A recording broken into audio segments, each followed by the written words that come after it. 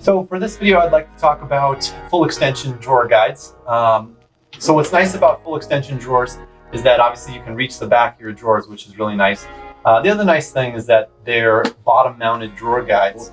They actually are quick release and bottom mounted. Bottom mounted means that you don't have anything on the side.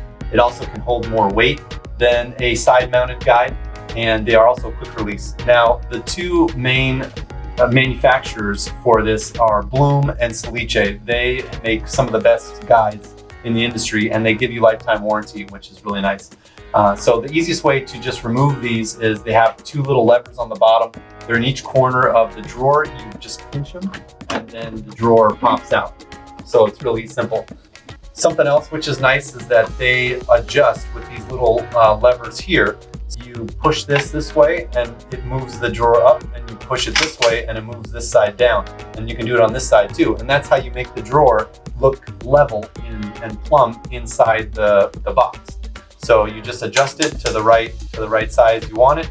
And as you can see, these are set at different heights. That makes your drawer even in the drawers, in the drawer box. And then just to reinstall it, they have this little notch on the back here, and you just fit that notch into the drawer guide here, and then it should click in, and then you put it right back.